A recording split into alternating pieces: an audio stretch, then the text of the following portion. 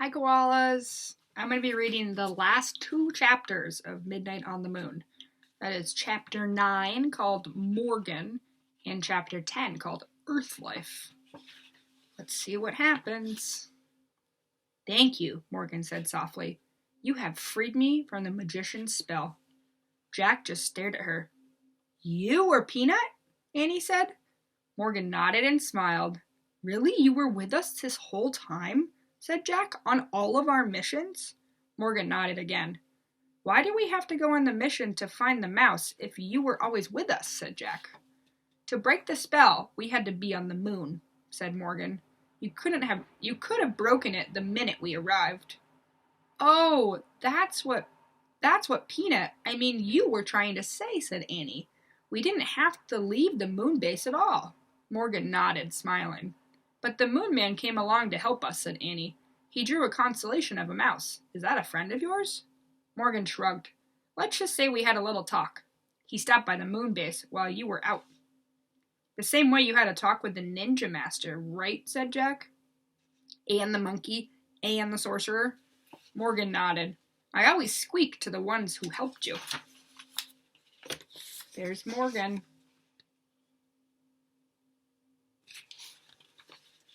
But how did they understand you? A mouse, said Jack. Morgan smiled. Certain wise ones understand the language of little creatures, she said. I bet it was you who turned the pages of the books, said Annie, to show us where to go next. Morgan nodded again. But who turned you into a mouse? Said Annie. Morgan frowned. A certain person who likes to play tricks on me, she said. His name is Merlin. Merlin, said Jack. The greatest magician who ever lived? Morgan sniffed. He's not that great, she said. He doesn't even know I have two brave friends who help me. Us? Said Annie shyly. Morgan nodded, and I thank you with all my heart. You're welcome, said Jack and Annie. Morgan handed Annie the Pennsylvania book. Are you ready to go home now? She said. Yes, said Jack and Annie. Annie pointed to the picture of Frog Creek Woods. I wish we could go there, she said. The treehouse started to spin. It spun faster and faster and faster. And then everything was still. Absolutely still, but only for a moment. Chapter 10 is called Earth Life. The midnight woods woke up. A breeze rustled the leaves. An owl hooted. The sounds were soft but very alive. Jack opened his eyes. He pushed his glasses into place. He smiled. Morgan was still with them. He could see her in the moonlight. Her long, white hair was shining. Morgan, can you in the treehouse stay here? Said Annie. In Frog Creek? No. I must leave again, I'm afraid, said Morgan. I've been gone from Camelot for a long time. She handed Jack his pack. She brushed his cheek, and her hand felt soft and cool. A bit of moon dust still on you, she said. Thank you, Jack, for your great love of knowledge. You're welcome, said Jack. Morgan tugged on one of Annie's braids. And thank you, Annie, for your belief in the impossible. You're welcome, said Annie. Go home now, said Morgan. Jack smiled. Home was Earth, that bright, colorful world where everything was alive and always changing. Bye, Morgan, said Annie. She started out of the treehouse. Jack looked back at Morgan. Will you come back soon? He said. Anything can happen, said Morgan. The universe is filled with wonders, isn't it, Jack? He smiled and nodded.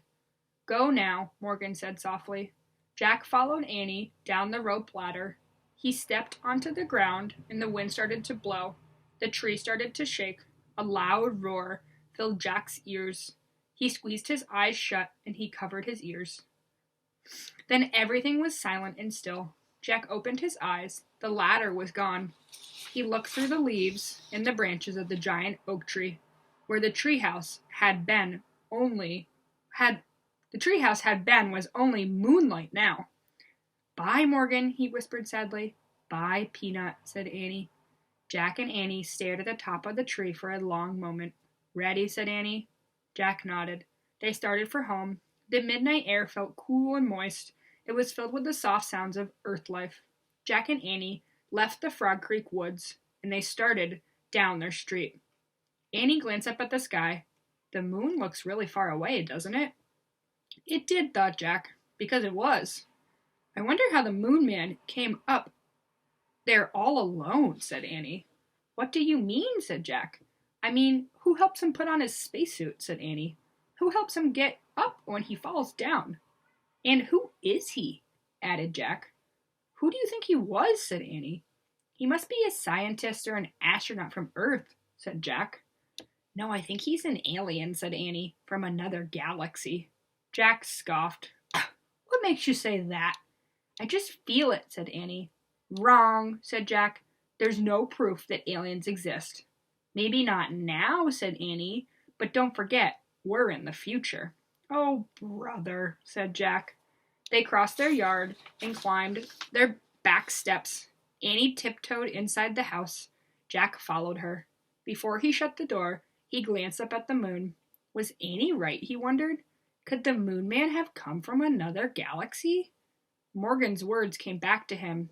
The universe is filled with wonders, isn't it, Jack? Good night, Moon Man, Jack whispered, and then he closed the door. The end. Thanks for reading Midnight on the Moon. Bye, koalas.